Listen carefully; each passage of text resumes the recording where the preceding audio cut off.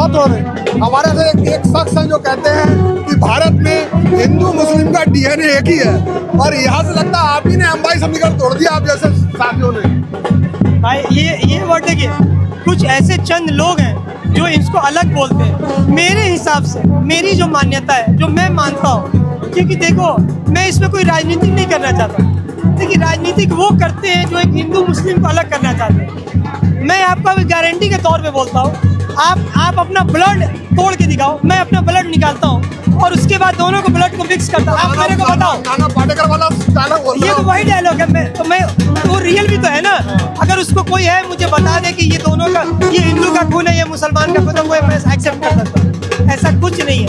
राम और रहीम एक ही है। नहीं तो किसी को जला दिया जाता है, नहीं तो किसी को दफना दिया जाता है, समझे। और इंसान जो है अहंकार जो लेता है, एक बार उसकी अहंकार जो आती है कि मैं हूँ, वो इंसान नीचे हो जाता है। यशस्वी प्रधानमंत्री मोदी जी ने कभी अपने आप को ये नहीं बोला कि मैं बड़ा हूँ। उन्होंने पूरे समाज को और पूरे राष्ट्र को, पूरे हिंदू और मुसलमान को एक साथ लेके चला। उन्होंने सबसे पहला यही बोला था, सबका साथ और सबका विकास, और उसी चीज़ पे वो कायम है और उसी चीज़ पे कायम रहेंगे। आज उन्हीं के कायम रहने पे आज मुसलमान भी उनके साथ है, आज मुसलमान भी उनके साथ है। इतने बड़े बीजेपी ऑफिस में एक अकेला दाढ़ी वाला आया, बिना डर और बिना खौफ, किसके लिए आया? उसे इस कानून पे, उसे इस सरकार पे भरोसा है, तभी तो आया है ना। बड़ी बड़ी छोटी चीज, आपका पूरा नाम क्या है वैसे? मेरा नाम नूर अहमद है। नूर अहमद साहब, बड़ी बड़ी छोटी चीज है, जैसे वंदे मातरम ना बोलना, भारत माँ की जय ना बोलना, ये बड़े विवाद मुसलमानों को रोकते हैं क्या?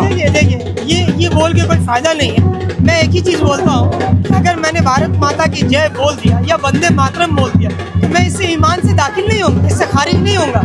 हमारा ईमान जो है, कलमा ला इलाहा इल्लल्लाह मुहम्मद रसूलुल्लाह है, वो दिल के अंदर है, वो कोई उसे हटा नहीं सकता। या आपके सीने के अंदर, दिल के अंदर राम बसे तो आपको वो कोई हटा नहीं सकता। इंसान जो है अपने कर्तव्य से बड़ा होता है।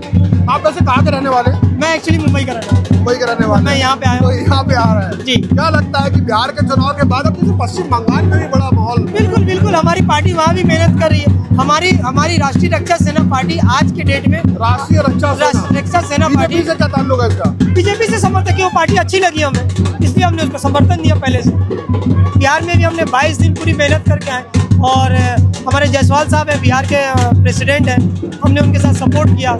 और बिहार में बेतिया में, सिवान में और दरभंगा में और आपको सीतामढ़ी में हमने वहाँ मेहनत। मुस्लिमों को बीजेपी से डरने की जरूरत नहीं है? नहीं, क्यों डरने की जरूरत है? तो कहते हैं बीजेपी अगर आ गई, पूरी ताकत में आती रही तो बीजेपी मुसलमान। आप इसी से सोचो ना, एक अकेला मुसलमान यहाँ सैकड़ों हिंदुओं के बीच में आ गया है, क्या वो डर रहा है? अभी आप अकेले ही तो हो। मैं वही तो बोला, मैं अकेला आ गया। लेकिन ये संख्या बढ़ तो नहीं रही? संख्या बढ़ेगी, क्यों नहीं बढ़ेगी? सारे लोग बीजेपी में आएंगे, क्यों नहीं आएंगे? और देखिए, बीजेपी और कोई कांग्रेस ये पार्टीवाद नहीं है। जो काम करेगा जनता उसे चुनेगी। जनता काम, आज के तारीख में जनता को काम चाहिए। चलिए, बहुत बहुत धन्यवाद आपका बात करने के लिए। तो ये एक विचार थे नूर अहमद साहब, नूर अहमद नाम था ना आपका? नूर अहमद साहब के ये विचार थे। ये भी एक अलग तरह का सेलिब्रेशन में शामिल हुआ है। इनके भी अपने विचार हैं। इस तरह के लोग भी हैं जो तमाम तरह की धारणा को तोड़ते हैं।